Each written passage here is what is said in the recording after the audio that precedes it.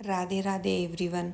आज की वीडियो में मैं आपको नवरात्रि की व्रत कथा सुनाऊंगी।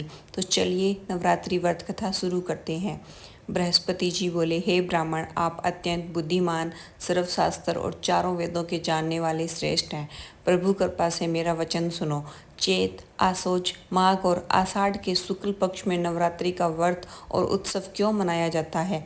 हे भगवान, इस व्रत का क्या फल है, किस प्रकार करना उचित है और पहले इस व्रत को किसने किया, सो विस्तार पूर्वक कहो। बृहस्पति जी के ऐसे वचन सुनकर ब्रह्मा जी बोले, हे बृहस्पति, जो मनुष्य मनोरथ पूर्ण करने वाले दुर्गा महादेव, सूर्य और नारायण का ध्यान करते हैं, वे मनुष्य धन्य हैं। यह नवरात्र व्रत संपूर्ण मनोकामनाओं को पूर्ण करने वाला है।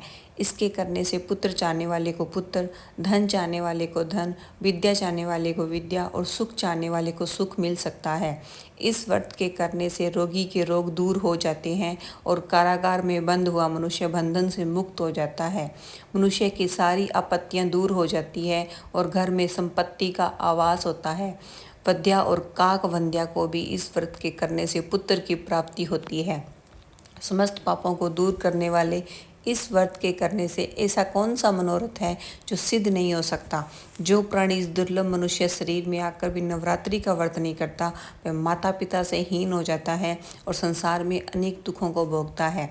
यदि इस व्रत को करने वाला मनुष्य सारे दिन उपवास ना कर सके तो एक समय भोजन करें और उस दिन बंधु बांधवों सहित नवरात्र व्रत की कथा सुने। हे बृहस्पति, जिसने पहले इस महाव्रत को किया उसका इतिहास मैं तुम्हें सुनाता हूँ।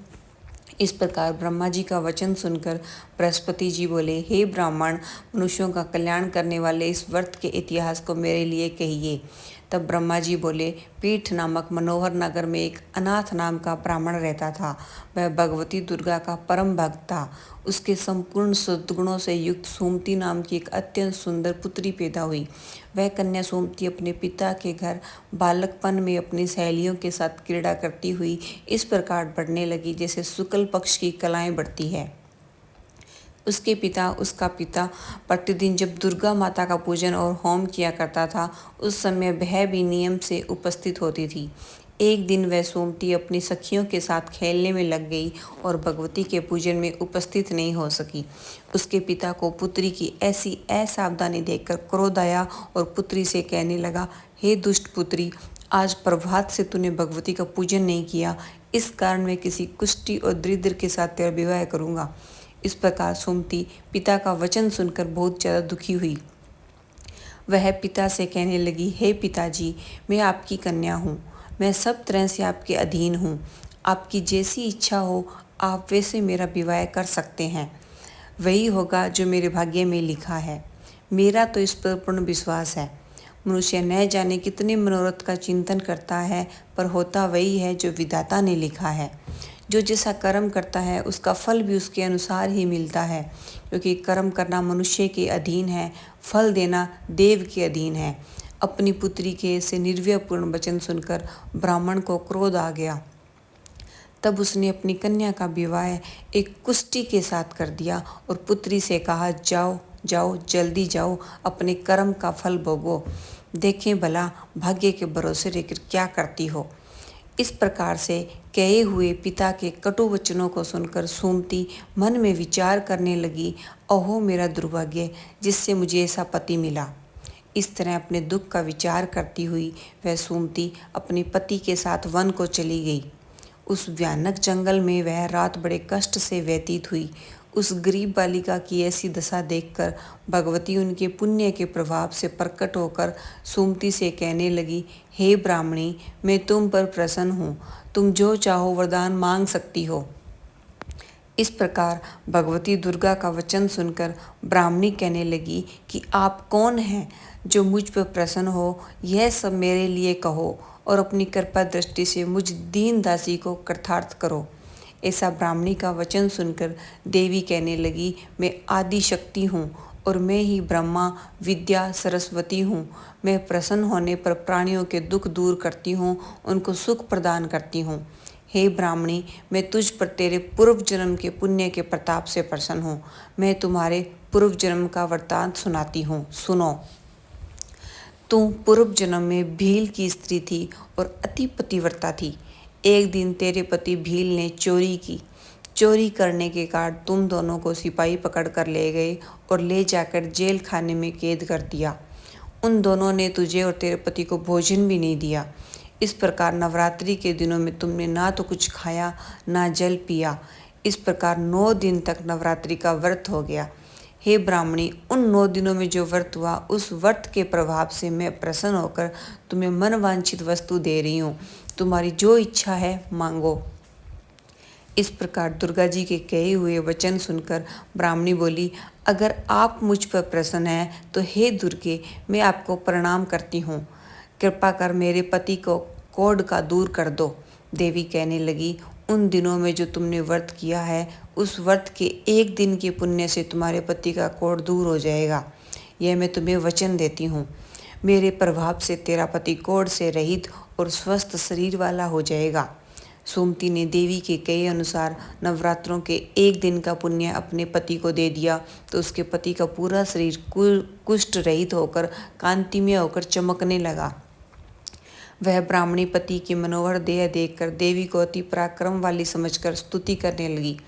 हे दुर्गे, आप दुर्गति को दूर करने वाली, तीनों जगत का संताप हरने वाली, प्रसन्न होने पर मनवांछित फल देने वाली, दुष्ट मनुष्यों का नाश करने वाली हो। तुम ही सारे जगत की माता पिता हो। हे अम्बे, मुझ अपराध रहित अबला को मेरे पिता ने कुडी मनुष्य के साथ विवाह कर मुझे घर से निकाल दिया। उनकी निकाली हुई मैं पृथ्वी पर घूमने लगी। आपने ही मेरा इस आपत्ति रूप के समुद्र से उद्धार किया है। हे देवी, मैं आपको प्रणाम करती हूँ, मुझ दीन की रक्षा करो।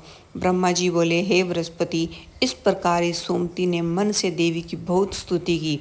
उससे की हुई स्तुति सुनकर देवी को बहुत संतोष हुआ और ब्राह्मणी से कहने लगी, हे ब्राह्मणी, तेरे उद्दलक नाम का बुद्धिमान, धनवान, कीर्तिमान और जितेंद्रिय पुत्र अति शीघ्र होगा। ऐसे कहकर देवी उस ब्राह्मणी से फिर कहने लगी, हे ब्राह्मणी, और जो कुछ तेरी इच्छा है वही मनवांछित वस्तु मांग सकती है। ऐसा भगवती माँ का वचन सुनकर सोमती ने कहा, हे दुर्गे, अगर आप मुझ पर प्रसन्न हैं तो कृपा करके मुझे नवरात्रि व्रत की विधि बतलाइए। हे दयावती, आप जिस विधि से नवरात्र व्रत करने से आप प्रसन्न होती हैं, उस विधि को और उसके फल को मेरे सामने विस्तार पूर्वक वर्णन कीजिए। इस प्रकार ब्राह्मणी के कहे हुए वचन सुनकर दुर्गा जी कहने लगी, हे ब्राह्मणी, मैं तुम्हारे लिए संपूर्ण पापों को दूर करने वाले नवरात्रि व्रत की विधि बतलाती हूँ, जिसको सुनने से ही पापों का नाश हो जाता है। आसोज मास के शुक्ल पक्ष की प्रतिपदा से लेकर 9 तक विधि पूर्वक व्रत करें। यदि दिन भर व्रत ना कर सकें तो एक समय भोजन करें। पढ़े लिखे ब्राह्मणों से पूछकर घट स्थापना करें और वाटिका बनाकर उसको प्रतिदिन जल से सींचें। महाकाली, महालक्ष्मी, महासरस्वती इनकी मूर्तियां बनाकर नित्य उनका विधि से पूजन करें। पुष्पों से विधि पूर्वक अर्घ दें। विजोरे के फूल से अर्घ देने से रूप की प्राप्ति होती है। जायफल से कीर्ति, दाख से कार्य की सिद्धि, आंवले से सुख और केले से आभूषण की प्राप्ति होती है। इस प्रकार फलों से अर्घ देकर यथाविधि हवन करें। खांड, घी, गेहूँ, शहद, जौ, तिल, बेलपत्र, नारियल, दाख और कदम इनसे हवन करें। गेहूँ के होम करने से लक्ष्मी की प्राप्ति होती है। खीर से चंपा खीर और चंपा के पुष्पों से धन की प्राप्ति होती है। पत्तों से तेज की और सुख की प्राप्ति होती है। आंवले से कीर्ति की और केले से पुत्र की प्राप्ति होती है। कमल से राज सम्मान और दाखों से सुख और संपत्ति की प्राप्ति होती है। खांड, घी, नारियल, शहद और तिल इनसे तथा फलों से होम करने से मनवांछित वस्तु की प्राप्ति होती है। व्रत करने वाला मनुष्य विधि विधान से होम कर आचार्य को अत्यंत नम्रता से प्रणाम करे और यज्ञ के सिद्ध होने के लिए दक्षिणा दे।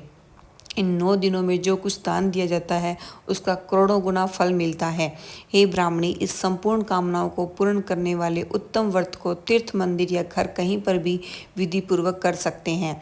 ब्रह्मा जी बोले कि हे बृहस्पति, इस प्रकार ब्राह्मणी को व्रत की विधि और फल बतलाकर देवी अंतर्ध्यान हो गई।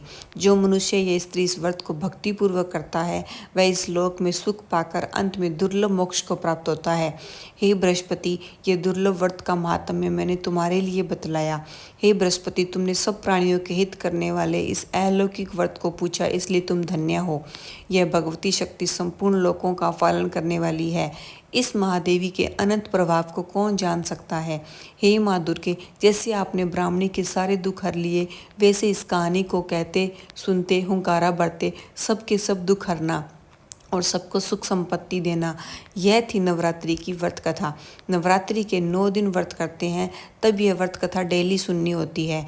आपको नवरात्रि की यह व्रत कथा कैसी लगी कमेंट करके ज़रूर बताना और चैनल को सब्सक्राइब करके जाना। जय माता दी।